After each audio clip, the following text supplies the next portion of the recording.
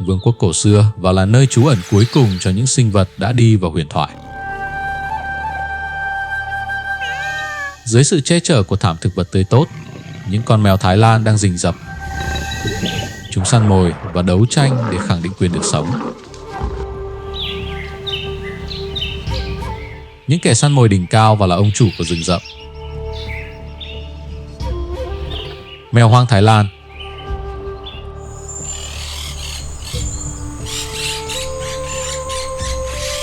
Những khu rừng ở Thái Lan là một trong những khu rừng cổ xưa nhất trên thế giới.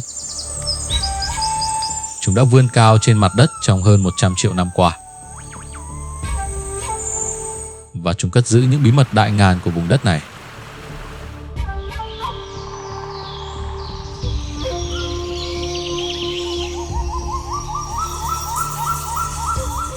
Một trong số đó là nhóm những kẻ săn mồi.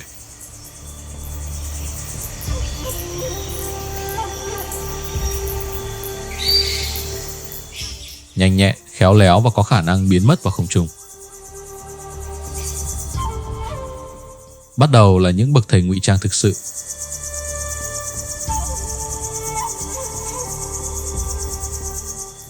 Những đại diện này của họ nhà mèo chỉ nặng khoảng 15 kg và chiều cao của chúng khoảng 40 cm. Chúng trông giống như những con mèo nhà thông thường, dù lớn hơn một chút. Nhưng đây là những con mèo câu cá, và đó là điểm đặc biệt của chúng.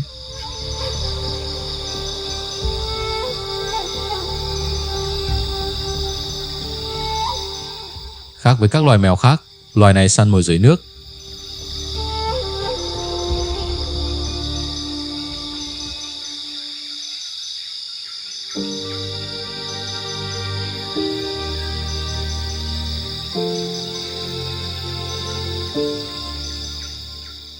Mèo hoang Thái Lan nó đã chọn được con mồi.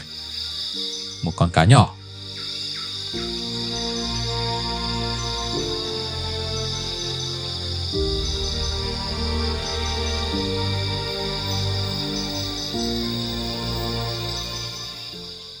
Nhưng không kịp rồi.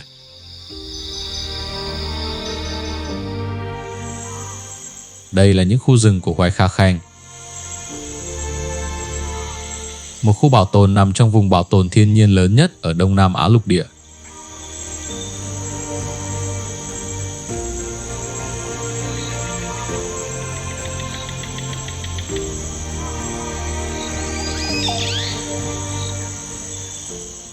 Trong tự nhiên chỉ còn lại khoảng 2.500 con mèo câu cá. Những khu rừng này là một trong số ít môi trường sống tự nhiên còn sót lại.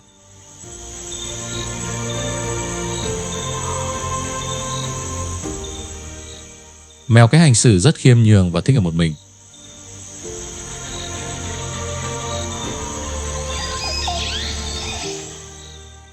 Nhưng sự bình yên của nó đã bị phá vỡ.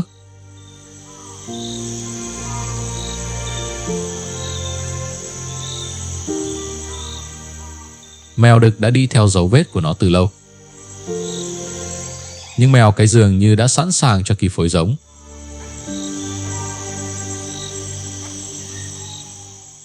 Một âm thanh bất ngờ làm đứt đoạn kế hoạch của con mèo đực.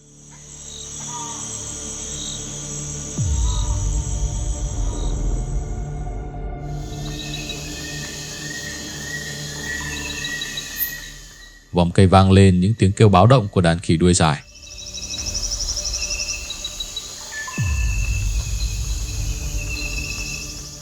Chúng không hề sợ hãi loài mèo này. Chúng không đủ lớn để tạo ra mối nguy hiểm cho loài khỉ. Đàn khỉ đang báo động về một mối đe dọa khác. Gần đó xuất hiện một kẻ săn mồi đồ sộ hơn nhiều. Nó hiện rõ từ những cành cây cao nơi đàn khỉ đang trú ẩn.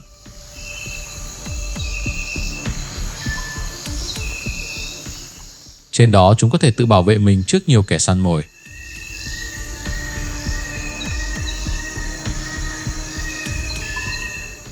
Nhưng không phải trước kẻ này.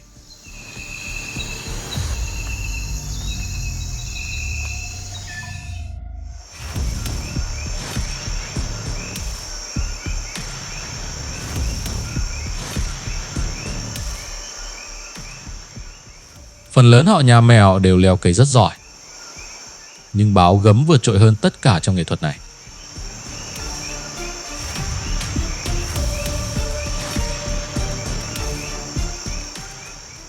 Khớp chân sau linh hoạt mang lại cho nó sự khéo léo đặc biệt.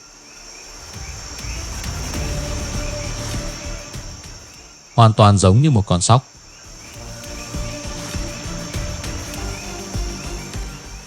Báo gấm có răng nanh dài nhất trong số các loài thú săn mồi có kích thước tương đương. Nó gợi nhớ đến hổ răng kiếm.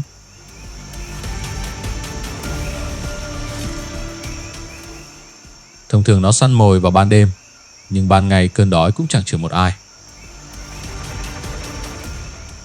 Vẫn còn những kẻ nghịch ngợm khác. Cách xa vài cây số, hai con báo gấm con vừa chui ra khỏi hang.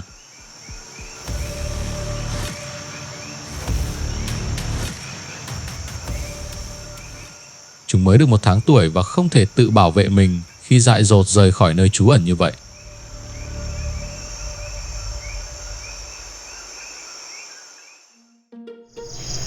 Đàn khỉ ăn cua đang vội vã rời đi. Chúng di chuyển sang vị trí mới, tránh xa tầm mắt của kẻ săn mồi nhanh nhẹn.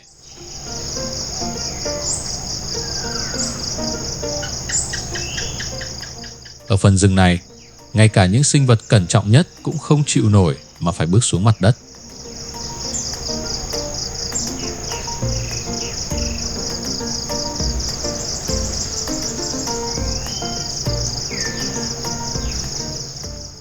Những con ong bắp cày nhỏ bé đang thụ phấn cho cây sung, nguồn thức ăn vô cùng quý giá đối với nhiều cư dân nơi đây, từ loài thú cho đến các loài chim.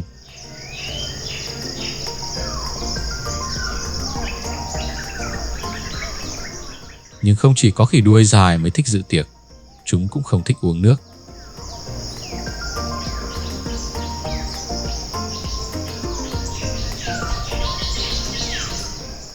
Từ trong bụi rậm, một đàn bò rừng ban thành bước ra.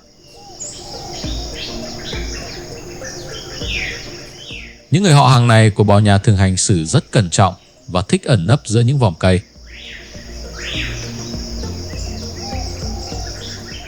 Nhưng những quả chín rụng xuống đã dụ chúng ra ngoài và chúng bắt đầu thưởng thức. Nhặt những trái cây mà chim chóc cùng khỉ đã làm rung lắc rơi xuống từ cành cao.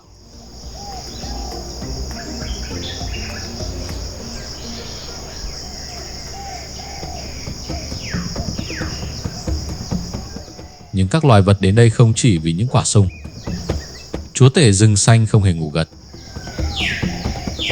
Nó đang đi theo lộ trình quen thuộc dọc theo dòng sông, đánh dấu lãnh thổ và cố gắng đánh hơi sự xuất hiện của những con cái.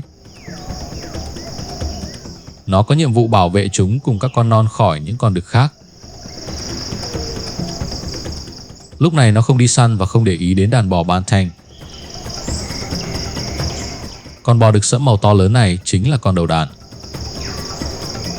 Con bò đực đó là cá thể đực duy nhất trong nhóm này và nhiệm vụ của nó là bảo vệ những con cái có màu lông sáng hơn. Những con công làm lộng lẫy thêm cho bữa tiệc, nhưng không phải ai đến đây cũng để làm dịu cơn đói.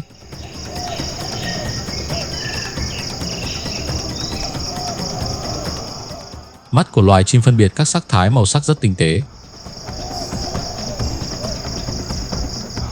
Con công cái này chắc hẳn đang hoàn toàn bị mê hoặc bởi sự bùng nổ sắc màu như vậy.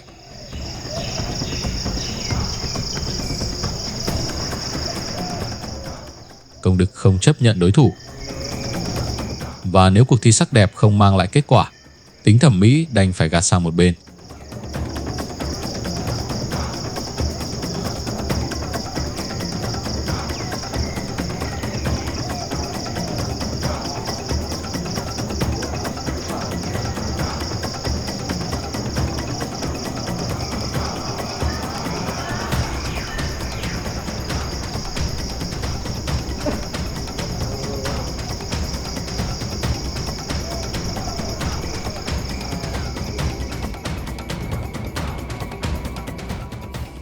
Nơi này thuộc về kẻ chiến thắng, cũng như phần thưởng chính là con công cái.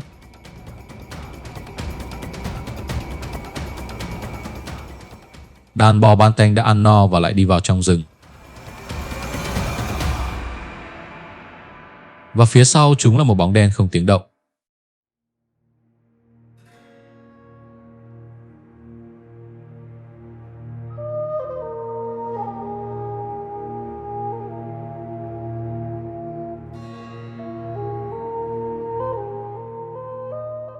Đó là một con hổ cái. Khác với con hổ đực vô tư lúc nãy, nó đang tập trung cho cuộc đi săn.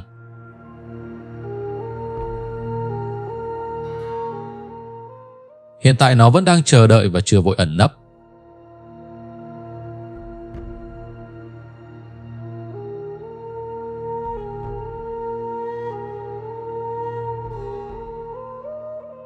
Nó theo vết đàn bò ban tanh bằng mùi hương.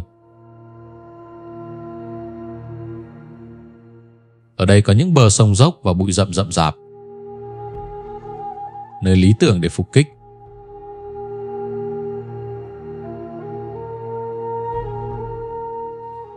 Con hổ cái nằm phục sẵn và đàn bò ban tanh không hề biết đến sự xuất hiện của nó.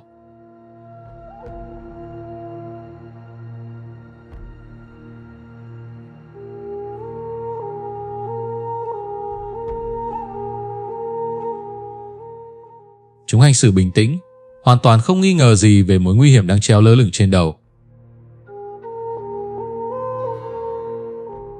Đó chính là điều con hổ cái cần. Hãy để chúng tự tiến lại gần hơn.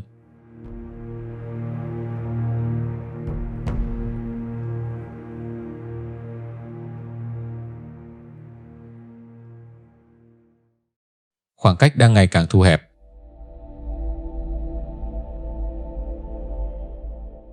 Nhưng hiện tại nó vẫn kiên nhẫn chờ đợi, dù thân hình nó giống như một lò xo đang nén chặt. Con hổ cái không rời mắt khỏi đàn bò, và nó phớt lờ con chim nhỏ. Nhưng tiếng kêu của con chim đã khiến đàn bò ban tanh tháo chạy.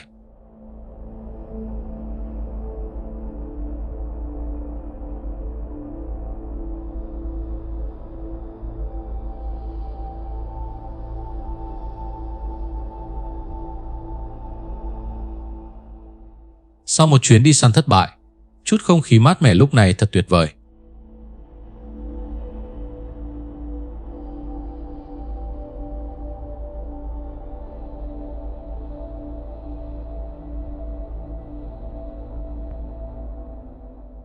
Giờ đây nó không cần phải trốn chạy nữa. Sau khi tắm mát, con hổ cái lại đi sâu vào bụi rậm.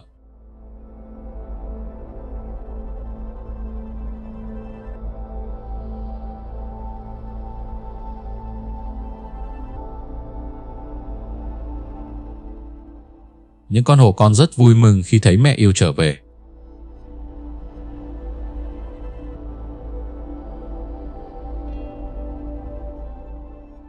Chúng được khoảng 5 tháng tuổi. Các con nhỏ lớn rất nhanh, nhưng trung tâm vũ trụ của chúng vẫn là người mẹ hết lòng yêu thương chúng. Bố của hổ con, một con hổ đực to lớn, gần như không tham gia vào việc chăm sóc con cái. Tất cả những gì cần thiết đều do mẹ cung cấp. Nó nuôi dưỡng và bảo vệ chúng khỏi các loài thú săn mồi.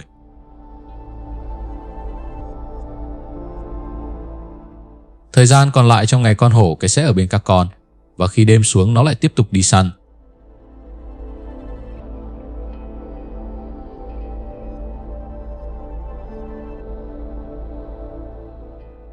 Tại những khu vực này có khoảng 1/3 tổng số loài thú được biết đến ở vùng Đông Nam Á lục địa sinh sống.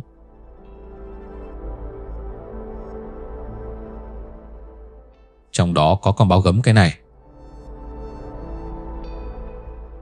Những cá thể như nó ở Thái Lan chỉ còn lại khoảng 400 con. Và nó có một bí mật của riêng mình. Đó là những đứa con bé nhỏ. Nó có một cặp sinh đôi. Một con cái và một con đực rất đặc biệt. Cả hai con non đều mang nguồn gen tự nhiên cực kỳ quan trọng. Bản thân chúng dĩ nhiên không hề biết điều đó và đang bận rộn khám phá khu vực nơi mình lớn lên. Các con nhỏ đã được gần 1 tuổi và chúng cần thêm vài tháng nữa để học hỏi mọi thứ.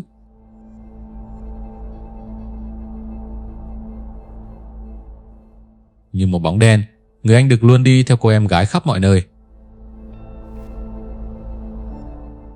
tưởng như con đực thuộc về một loài khác. Nhưng đằng sau vẻ ngoài kỳ lạ đó chỉ là sự dư thừa sắc tố. Nó không khác gì cô em gái về bất kỳ điểm nào khác.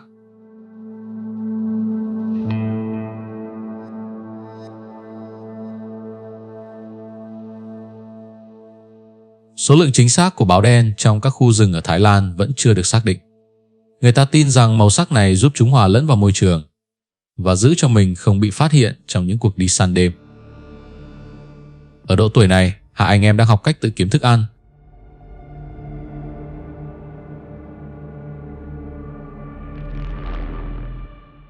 Một con chim cút, một mục tiêu hoàn hảo.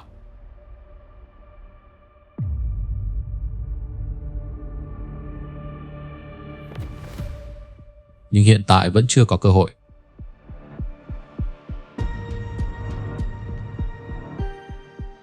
Con báo cái trẻ tuổi còn thiếu kỹ năng, nhưng sự nhiệt huyết thì có thừa. Nó không ngại trèo lên cao hơn.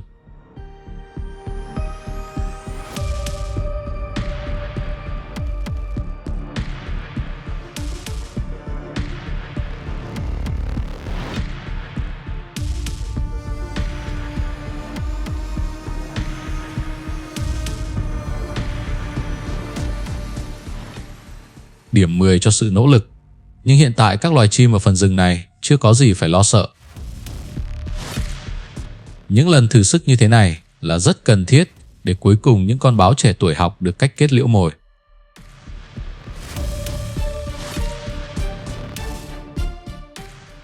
Hoàng hôn ở những khu rừng này đồng nghĩa với việc các loài thú săn mồi ban đêm bắt đầu ra khơi. Mèo câu cá lại quay trở lại để kiếm mẻ cá mới.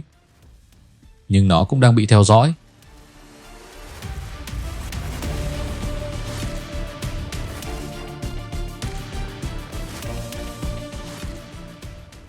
Con mèo đực tò mò vẫn không rời mắt khỏi nó. Đã đến lúc tiến lại gần hơn. Các đại diện của họ nhà mèo này theo quy luật thường thích sống đơn độc.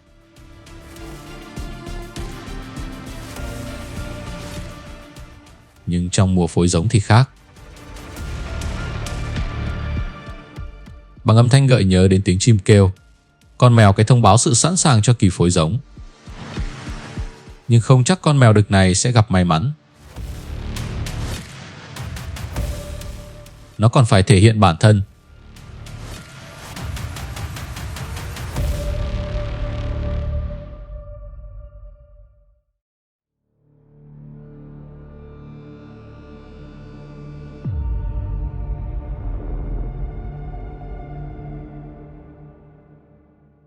Thể hiện sự kiên trì.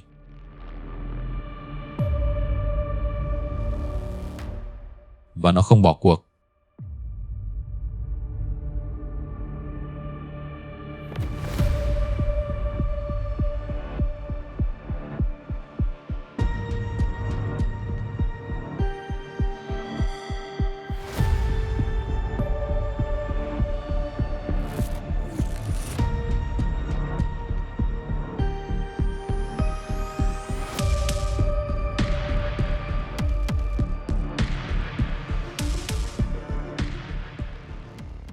Con mèo được bám sát vì những con khác có thể vượt mặt nó.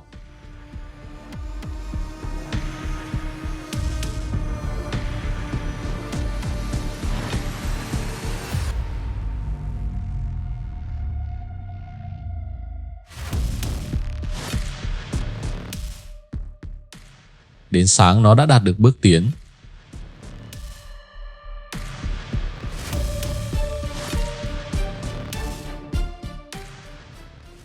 Cuối cùng nó cũng được đền đáp cho những nỗ lực.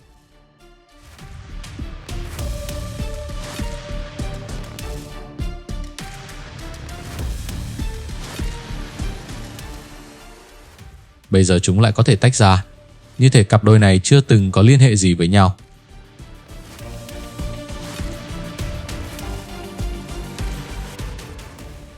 Con mèo cãi quay trở lại với công việc quan trọng, đó là đi săn.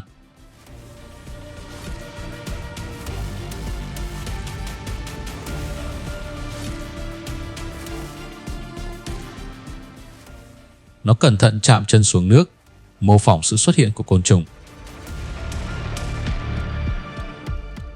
Con cá tiến lại gần để tìm kiếm phần thức ăn có thể có.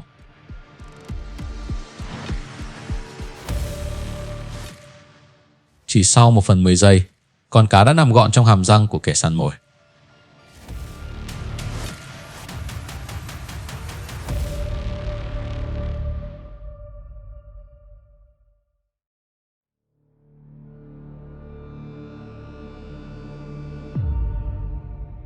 Giúp giữ chặt món ăn trơn trượt này trong chân là bộ móng vuốt không thể thu vào hoàn toàn và các màng giữa các ngón chân.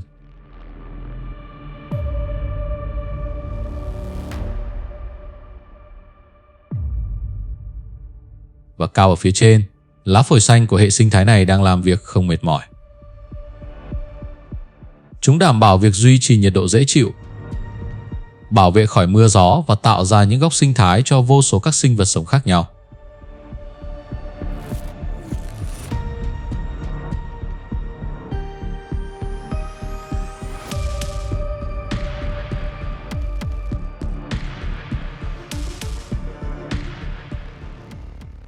Nhìn chung, vòng cây bảo vệ những con hồng hoàng khỏi các loài thú săn mồi xảo quyệt. Nhưng không thể coi thường khả năng của báo gấm.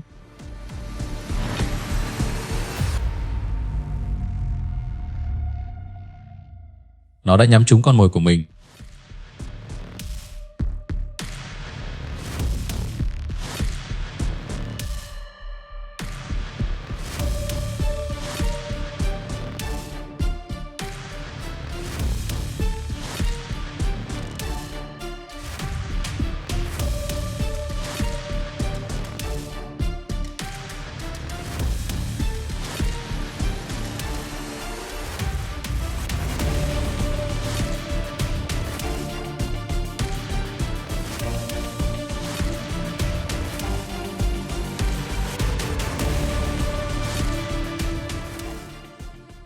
Đáng lẽ phải nhanh hơn một chút.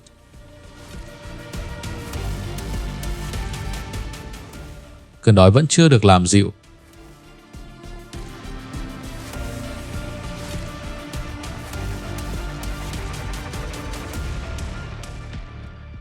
Con hồng hoàng Ấn Độ đã gặp may mắn. Và nó rất cần thiết cho con mái. Con vật gần như đã tự giam mình trong hốc cây này bằng bùn nghiền nát để tập trung chăm sóc các con non. Trong khi con đực phải cung cấp thức ăn cho chúng.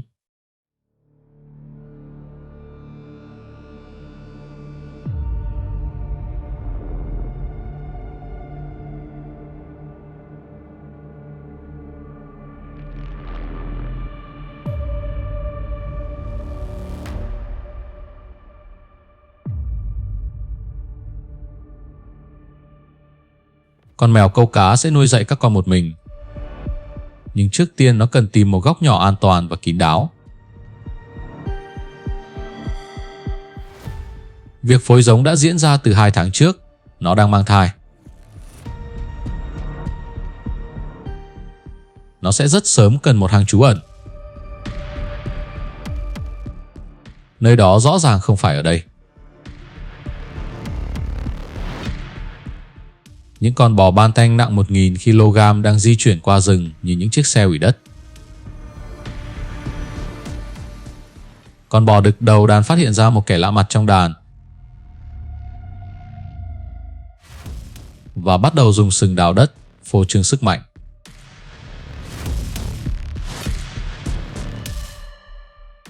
Nhưng kẻ lạ mặt không có ý định dễ dàng rút lui. Nó rất hứng thú với những con cái và nó muốn chiến đấu để giành lấy chúng. Lựa chọn duy nhất là nghênh chiến.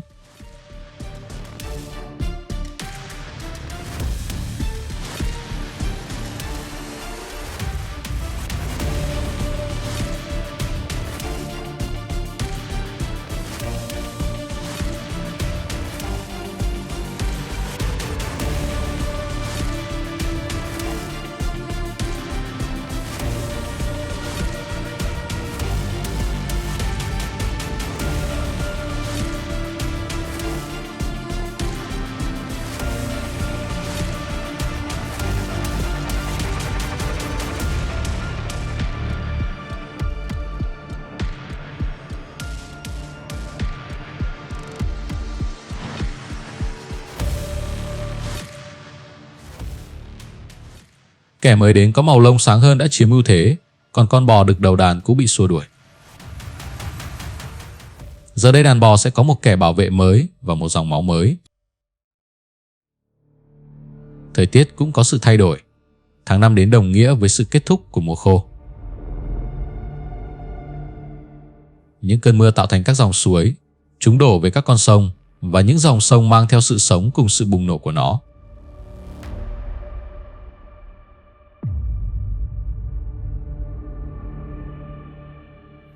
Những con nai Samba hầu như luôn ở gần nguồn nước.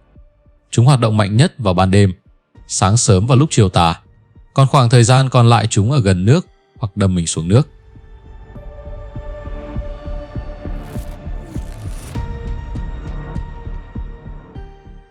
Đây là một trong những loài hươu lớn nhất trên thế giới. Chúng có thể nặng tới nửa tấn. Khối lượng lớn như vậy tạo ra sự phiền phức cho các loài thú săn mồi tiềm năng. Trừ một kẻ.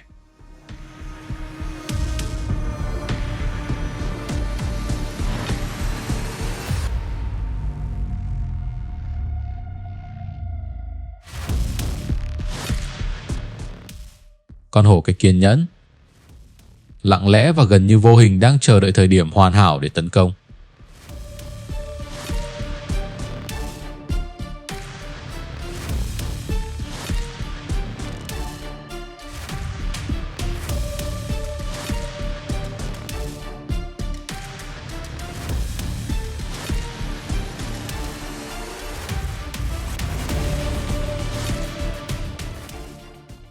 Nó đạt tốc độ gần 60 km/h.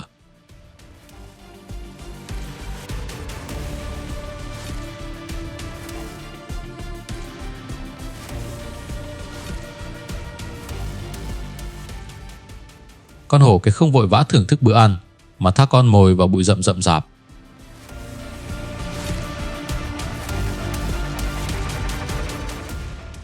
Tại đây, hai con hổ con đang kiên nhẫn chờ mẹ trở về.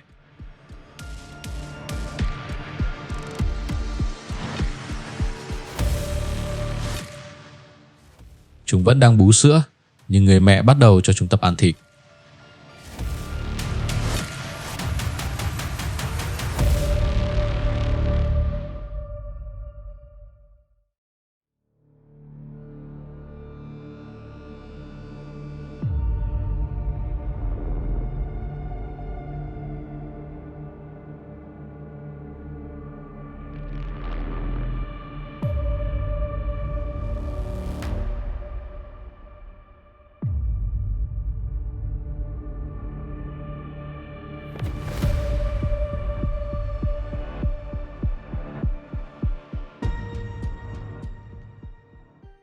Không chỉ có hổ cái mới cần nuôi con.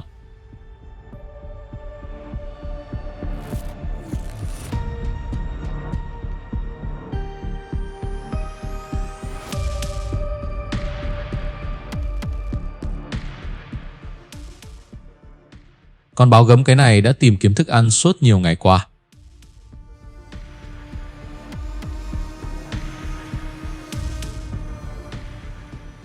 Nó đang trên bờ vực tuyệt vọng.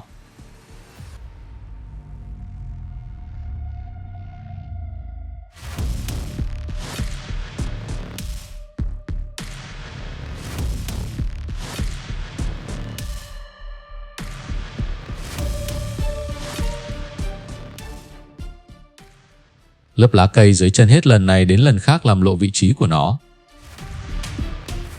Trên mặt đất không có thức ăn, và nó lại hướng sự chú ý lên những vòm cây. Từ cành này sang cành khác, một con vượn tay trắng đang di chuyển.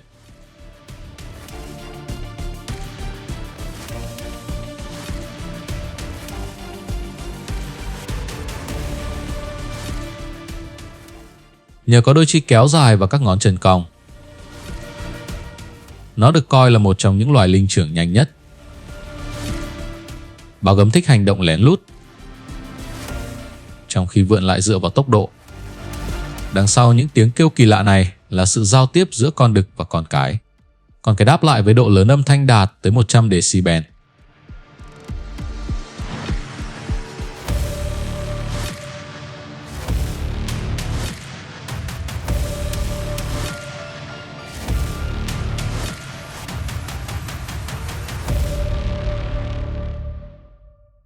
báo gấm leo cây rất giỏi, nhưng vượn có khả năng vượt qua khoảng cách 9 mét chỉ trong một khoảnh khắc.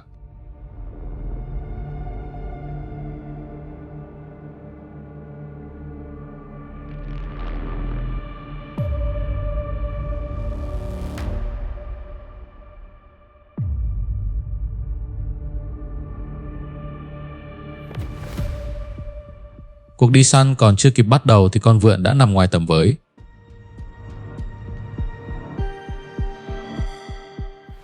Con thú săn mồi không gặp may.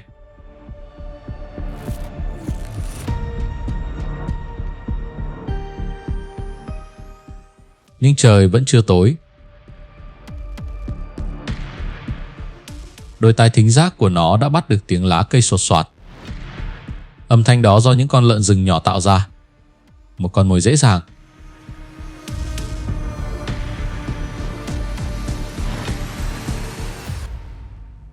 Nhưng chúng có một kẻ đi kèm đáng sợ.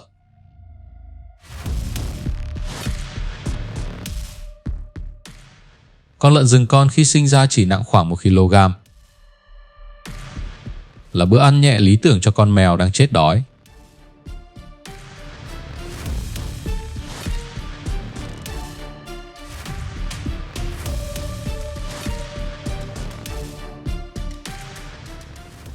Chúng có rất nhiều, có thể chọn bất kỳ con nào.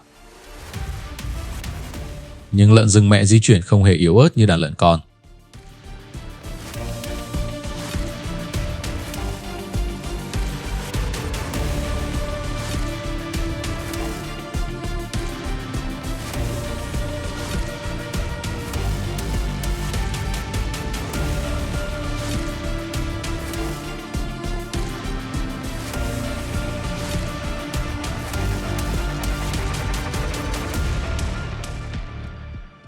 Đây rồi, phần thưởng đáng chờ đợi.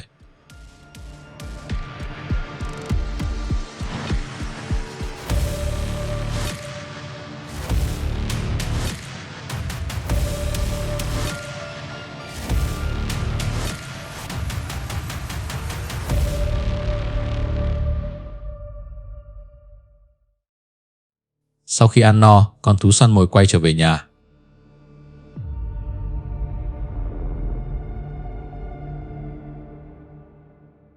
Trong lúc tìm kiếm thức ăn, nó đã không ghé thăm hang lâu hơn bình thường.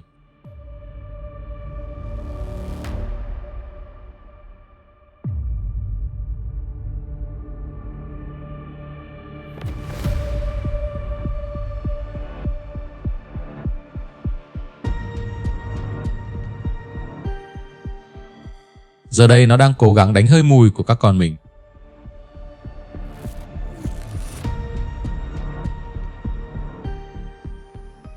Chúng không còn ở đó. Rất có thể chúng đã rơi vào hàm răng của các loài thú săn mồi.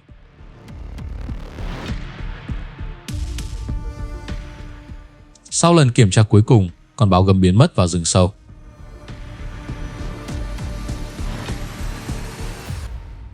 Ban đêm không chỉ có các loài mèo hoang hoạt động. Mặt trời lặn đánh thức hàng nghìn con dơi đang sinh sống trong các hang động địa phương.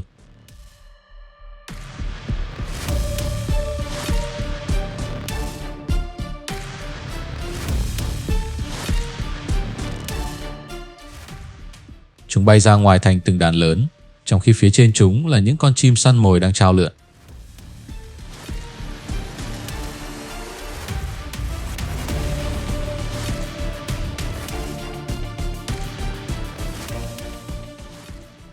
Chúng tiến ngày càng gần hơn đến dòng chảy không bao giờ cạn đó. Và rồi chúng tấn công, bắt các nạn nhân ra khỏi đàn dày đặc như những chiếc máy bay chiến đấu.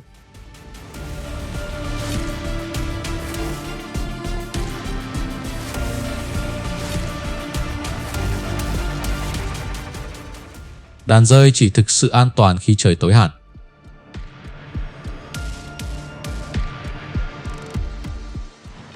Trong một đêm tối đầy mây như thế này, chỉ có máy ảnh nhiệt mới có thể ghi lại được mọi thứ. Nhím đuôi đuốc không có kích thước ấn tượng, nhưng bộ lông nhọn của nó được trang bị những gai nhỏ vi mô, là một vũ khí đáng sợ. Ngay cả đối với hổ.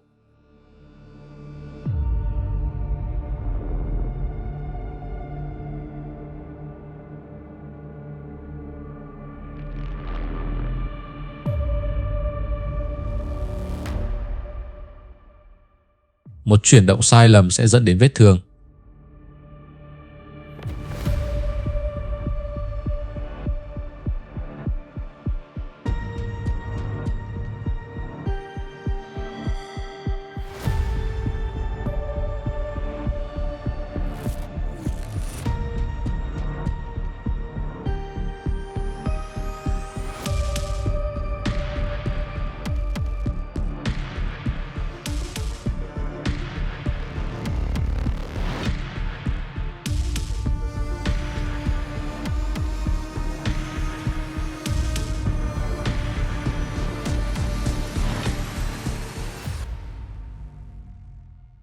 Con hổ cái này đã may mắn thoát được nhẹ nhàng.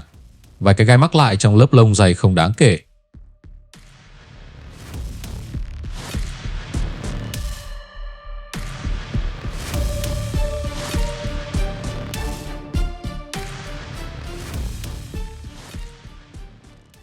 Mặt trời mọc và con mèo câu cá đi săn.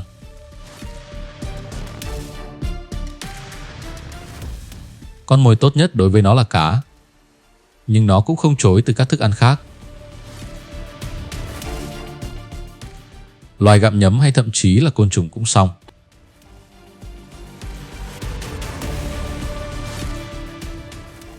Nó có thể thử bắt một con chim trong một cú nhảy.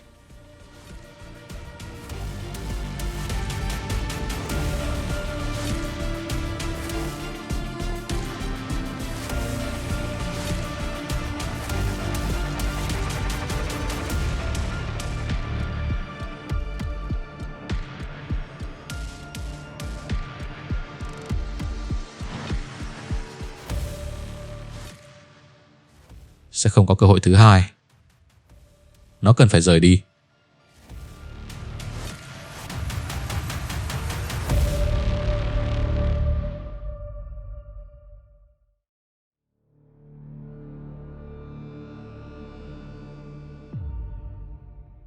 Các con nhỏ đang chờ nó.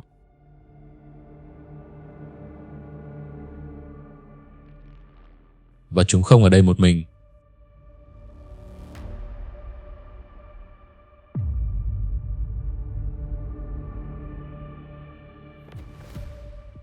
Trong hang xuất hiện một kẻ khách không mời. Một con hổ mang chúa. Cú cắn của nó mang lại cái chết cho mèo mẹ và các con nhỏ. Mèo mẹ có thể lẩn tránh hoặc đứng ra bảo vệ các con của mình.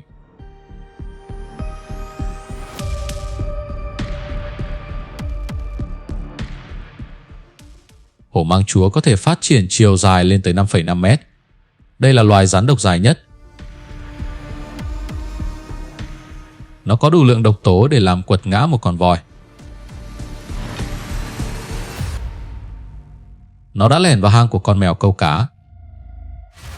Trong trường hợp bị cắn, cơ hội sống sót là không có.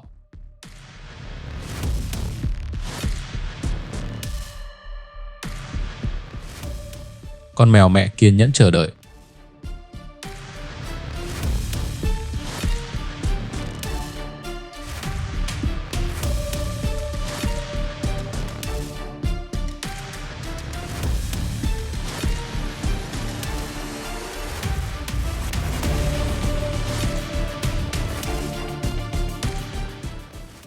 Thật may mắn, mọi chuyện đã kết thúc tốt đẹp.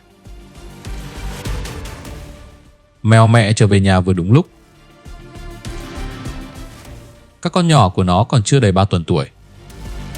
Chúng chỉ mới vừa mở mắt. Con mèo mẹ sẽ chăm sóc chúng trong vòng 1 năm rưỡi tới.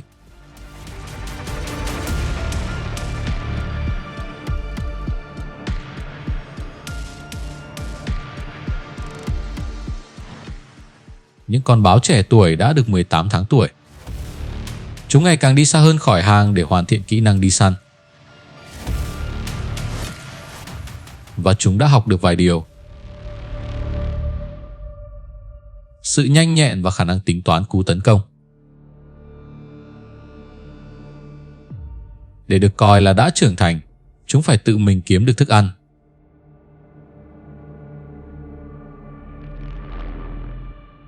Đó là con đường duy nhất để đạt được sự độc lập.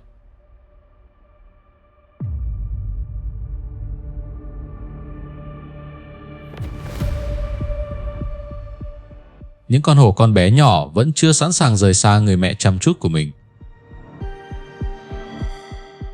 Chúng vẫn còn rất nhiều điều phải học hỏi, bao gồm cả cách tiếp cận sáng tạo trong lúc đi săn.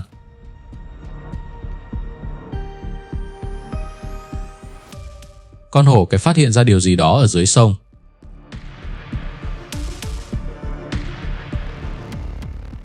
Các cơ của nó đang căng lên và chiếc mũi đã đánh hơi thấy một mùi ngọt ngào.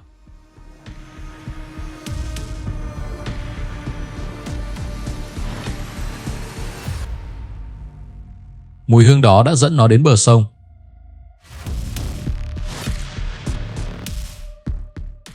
Hổ là những kẻ săn mồi tuyệt vời, nhưng chúng không chê xác động vật phân hủy. Chúng cũng không ngại đầm mình xuống nước, đặc biệt là khi dưới nước đang chờ đón một món ăn ngon.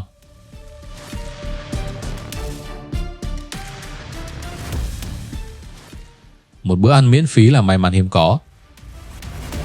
Con thú săn mồi này cùng các con của nó đã rất may mắn khi tìm thấy một con lợn rừng đã chết. Các con nhỏ không hề kén ăn. Không rõ con mồi đã chết vì lý do gì, nhưng sự sinh tồn không đi đôi với sự lựa chọn khắt khe.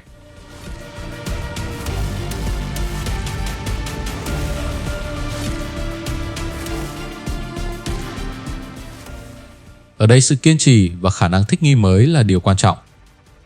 Trong những khu rừng rậm phủ đầy sương mờ của Thái Lan, ít ai hiểu rõ điều này như loài mèo.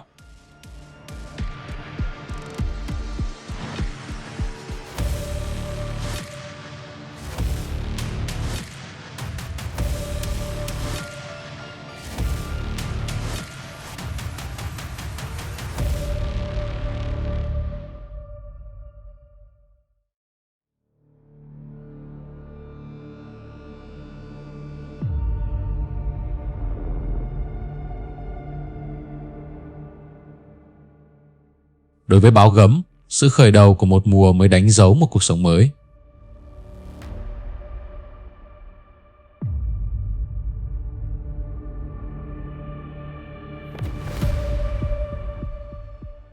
Mọi thứ lại bắt đầu từ đầu.